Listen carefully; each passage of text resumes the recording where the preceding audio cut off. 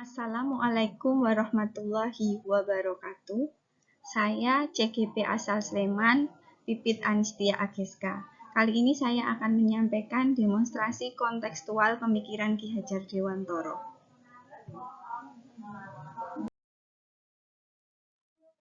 Ki Hajar Dewantara. Beliau lahir tanggal 2 Mei 1889. Beliau lahir dengan nama Raden Mas Wardi Suryoningrat. Sebagai bangsawan Jawa, Ki Hajar Dewantara mengenyam pendidikan, yakni sekolah rendah untuk anak-anak Eropa. Setelah meninggalkan Stovia, Ki Hajar Dewantara belajar sebagai analis pada Laboratorium Pabrik Gula Kalibagor Banyumas. Pasti semua tahu semboyan Ki Hajar Dewantara, yaitu ing ngarsa Song Tulodo ing Madya Mangunkarsa Tutwuri Handayani. Bunyi penggalan semboyan di atas kita kenal saat kita di bangku pendidikan. Bahkan kalimat berbunyi Tutwuri Handayani dijadikan semboyan Kementerian Pendidikan dan Kebudayaan. Beliau mendirikan sekolah taman siswa. Dari muda bersekolah menjadi jurnalis dan aktivis. Sempat diasingkan hingga akhirnya berhasil suarakan persamaan pendidikan dengan mendirikan taman siswa tersebut. Beliaulah bapak pendidikan kita, Ki Hajar Dewantara, yang hari lahirnya, tanggal lahirnya dijadikan sebagai tanggal atau Hari Pendidikan Nasional.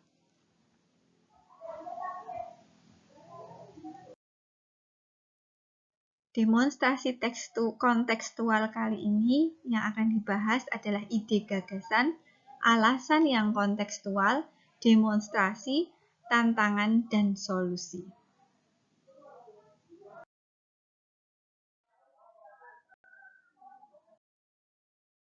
Beberapa ide atau gagasan yang disampaikan Ki Hajar Dewantara adalah: pertama, sekolah itu ibarat sawah. Guru adalah petani yang menanam dan siswa adalah benihnya. Kita sebagai guru, kita siapkan ladang yang bagus, cara tanam yang bagus, pemupukan yang teratur, agar benih yang kita tanam menjadi bibit unggul, hasil yang maksimal. 2. Pendidikan yang bertujuan menjadikan peserta didik itu berbudi pekerti yang baik, berbudi pekerti yang luhur, memiliki adab kebiasaan-kebiasaan yang baik. Ketiga, bermain adalah salah satu tuntutan jiwa, sehingga permainan yang mendidik itu sangat diperlukan. Keempat, sebagai pendidik kita harus berorientasi, bertujuan pada murid, dan murid.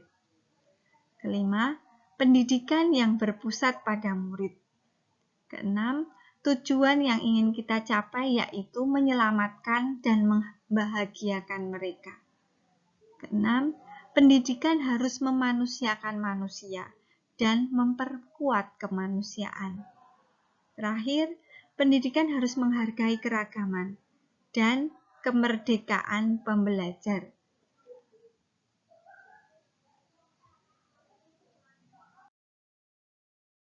Mendemonstrasikan hasil penerapan. Yang pertama, bermain sambil belajar. Belajar yang menyenangkan. Dari banyak permainan, kita bisa mengadopsi permainan tersebut agar permainan tersebut dapat sekaligus belajar. Dengan bermain tersebut, anak-anak sekaligus belajar. Jadi anak-anak tidak bosan dan anak-anak senang untuk belajar karena belajar sambil bermain. Berikutnya pembelajaran yang menyenangkan yang dapat saya lakukan, yang sering saya lakukan.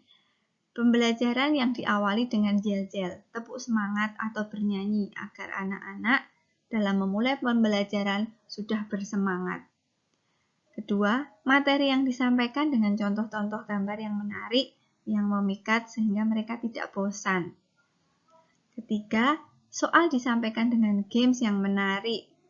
Games sekarang banyak sekali, misalnya kuisis dengan ular tangga, teka-teki silang, dan masih banyak lagi. Keempat, materi disampaikan dengan video atau cerita-cerita yang sesuai dengan materi. Tentu saja banyak tantangan dan kita harus mencari solusinya. Di antaranya tantangan di masa pandemi sekarang ini. Karena di masa pandemi sekarang ini mau tidak mau kita harus menggunakan perangkat untuk Zoom atau Meet dengan anak-anak. Maka diperlukan gadget atau alat komunikasi atau gawai. Dan tidak semua peserta didik atau orang tua mampu. Jadi kita harus melihat kondisi tersebut. Solusinya yaitu membuat kesepakatan dengan orang tua. Apakah akan tetap melakukan Zoom atau Meet atau dengan cara yang lain. Yang kedua tantangannya metode permainan yang membutuhkan sarpras yang tidak sedikit dan tentunya membutuhkan biaya. Maka solusinya sebagai seorang guru menggunakan alat atau bahan yang ada di sekitar lingkungan sekolah atau di sekitar lingkungan rumah guru atau rumah anak-anak. Berikut adalah salah satu hasil karya anak-anak. Mereka merdeka belajar. Mereka diberi kebebasan untuk berkarya. Guru hanya sebagai fasilitator, menuntun mereka agar mereka dapat berkreasi sesuai dengan imajinasi mereka masing-masing.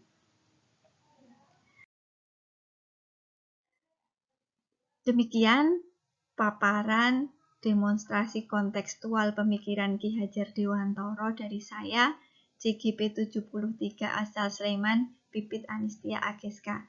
Semoga bermanfaat. Sekali lagi, semangat untuk anak-anak hebat kita. Wassalamualaikum warahmatullahi wabarakatuh.